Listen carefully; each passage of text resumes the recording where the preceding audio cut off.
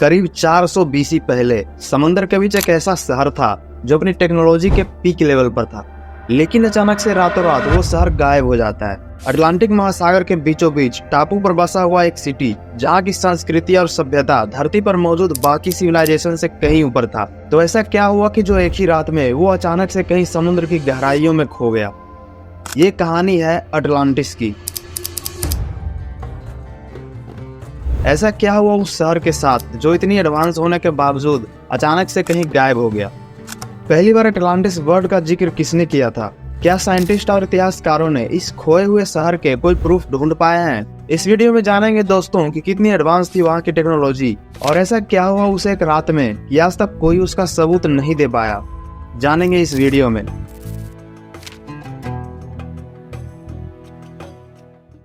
Atlantis का रहस्य कई दशकों से साइंटिस्ट के मन को अपनी ओर खींचता आया है। सबसे पहले अटलांटिस का जिक्र प्लेटो ने लगभग 360 बीसी पहले अपनी दो कन्वर्सेशंस यानी दो संवादों टाइमायस और क्रिटियास में किया था। प्लेटो ने इसे एक पावरफुल और एडवांस सिविलाइजेशन के रूप में एक्सप्लेन किया जो अटलांटिक महासागर में एक आइलैंड पर स्थित थी और 9000 साल पहले एक दिन और रात में सडनली डूब गई। प्लेटो के अनुसार ये सिविलाइजेशन नैतिक रूप से पूरी तरह से भ्रष्ट हो गई और देवताओं के क्रोध का शिकार हो गई। इस तरह की और भी कई बातें थी जो प्लेटो ने उस समय बताई, पर असल में बात क्या थी ये आज तक कोई नहीं जान पाया। कई आर्कियोलॉजिस्ट और इतिहासकार अटलांटिस की पॉसिबल लोकेशंस की जांच कर चुके हैं। सेंटोरिनी द्वीप जो एक एंशिएंट ज्वालामुखी विस्फोट के कारण नष्ट हुआ था, उसे भी अटलांटिस के पॉसिबल लोकेशंस के रूप में कंसीडर किया जाता है। 20वीं और 21वीं सदी में समुद्री वैज्ञानिक और एक्सप्लोरर्स ने अटलांटिस की खोज में नए तरीके उपयोग कर रहे हैं।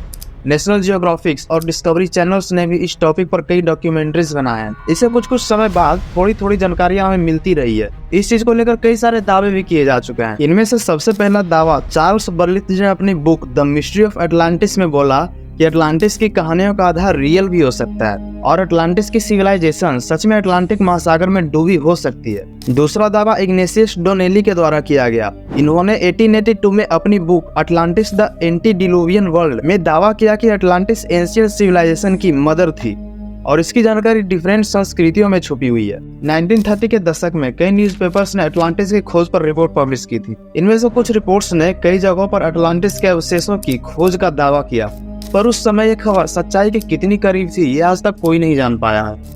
कुछ देर पहले मैंने आपको बताया सेंटोरिनी नाम की जगह जिसे एंशिएंट अटलांटिस के रूप में कंसीडर किया जाता है, पर ऐसा क्यों? आइए जानते हैं सेंटोरिनी का इतिहास, जिसे थेरा के नाम से भी जाना जाता है, जो कि एक प्राचीन ज्वालामुखी विस्फोट के कारण नष्ट हुआ था, जिसे थेरा विस्फोट कहा जाता है। यह विस्फोट लगभग 1600 बीसी पहले हुआ था, यानी ईसा मसीह के जन्म से 1600 साल पहले।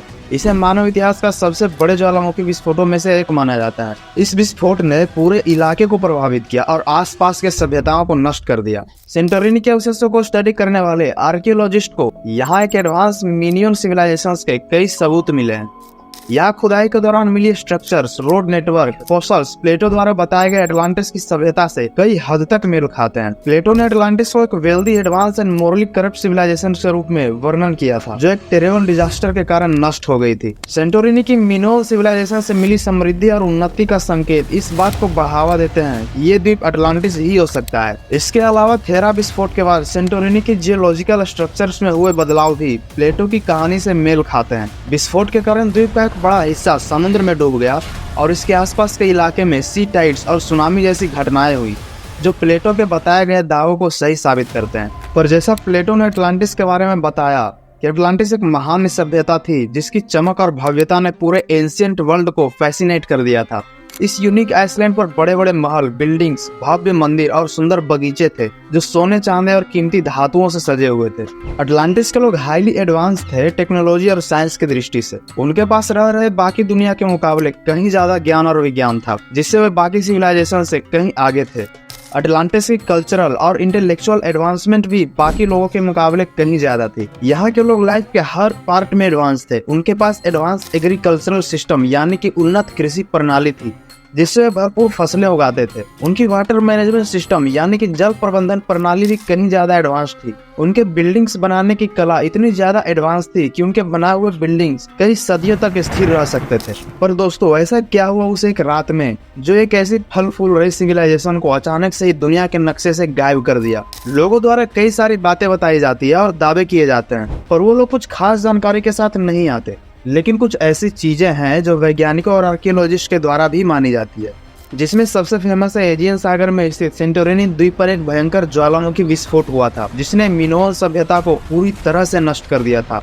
साइंटिस्ट मानते हैं कि इस विस्फोट से उत्पन्न सुनामी और भूकंप ने अटलांटिस को समुद्र में डुबा दिया होगा। प्लेटो के अनुसार अगर धार्मिक दृष्टिकोण से देखें तो प्लेटो ने इसे देवताओं के क्रोध का परिणाम बताया है। क्या अटलांटिस के नैतिक भ्रष्टता ने देवताओं का क्रोध को आमंत्रित किया? आज के समय में हम ऐसा तो नहीं मान सकते, लेकिन साइंटिस्ट के हिसाब से यहाँ के जियोग्राफिकल लोकेशंस में बदलाव भी इस चीज के कारण हो सकते हैं। लेकिन आपको क्या लगता है दोस्तों, क्या हुआ होगा इस आइलैंड के साथ? आप अपना भी ओपिनियन हमें कमेंट में बता सकते हैं। आशा करता हूँ कि ये वीडियो आपको इन्फॉर्मेटिव लगी होगी। अगर आप ऐसे ही किसी और टॉपिक पर वीडियो चाहते हैं तो वो भी हमें कमेंट बॉक्स में जरूर बताएं। बहुत बहुत धन्यवाद।